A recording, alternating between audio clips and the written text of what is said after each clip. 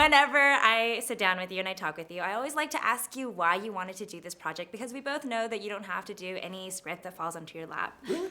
Yeah. What makes you think that? Well, you're Samuel L. Jackson. The misconception continues.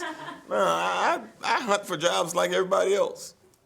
But what was it about this story? Or was it Tim Burton that really Tim drew you? Burton. I mean, as soon as somebody says Tim Burton wants you for a movie, you go, really?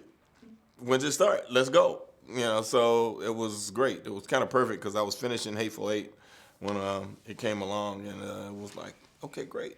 But he had wanted to work with you for so long, and you also He didn't wanted tell to me do... that. Oh, he has said that. Oh, did he? Yeah, you And know. what did he want me to do before this? I'm the middleman. That he didn't call a brother. That's what I want to know. So I want to know why it took so long for you guys to come together. Don't know. I didn't ask because I didn't know he had this burning ambition to work with me. It's true. Yeah, but I have already asked him for another job, so. Is it going to happen? I don't know. We'll see. Then we'll know how much he really wanted to work with me. And how much he liked working with you Yeah, after exactly. Miss Peregrine's. Yep. Let's talk about the white contacts, though, because that is a scary look. It's true. It was scary. Were you scared? Kim's idea, not mine. No, I mean it's one of those things that you kind of go, okay, this is interesting. I mean, when he sent me the rendering of who Mr. Barron was, you know, there it was, and I was like, okay, so are they gonna do this CGI thing? And then I got there and it was practical.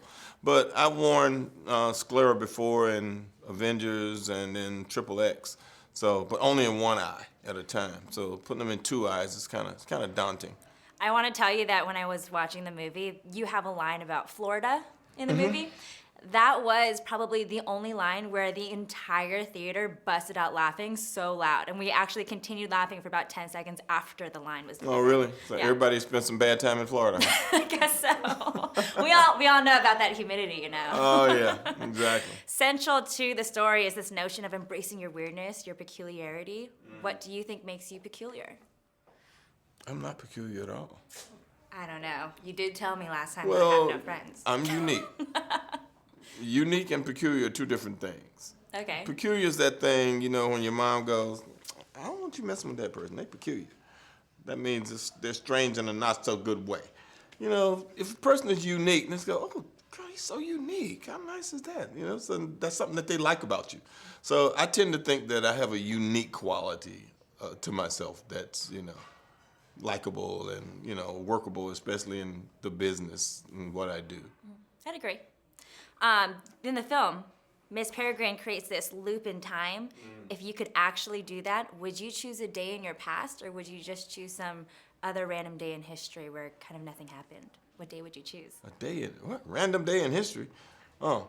One Like that the you day they didn't discovered live. basketball or some shit? I mean, what day would that be? I don't know. I guess the right answer to a question like that for any parent is, you know, the day your first child's born. You know, that thing. That's sweet. That's a sweet answer. I feel like there are a lot of scenes that are kind of underrated when it comes to this movie. For example, there is the underwater scene, which you weren't a part of, but it was really cool to make a scene like that, and a lot of work went into it.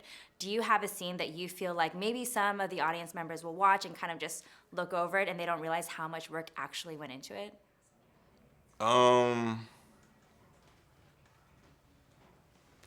Yeah. Took an amazing amount of work to get the shot of her floating in the circus. And it was actually a lot of work getting me up against that wall and blowing, when she was blowing on me with that fan, because, I mean, my stuntman did it a couple of times, and he said, I think you can do this. And they jerked me into this wall, and they feed her up off the floor, and it's a very strong fan in my face while I'm talking.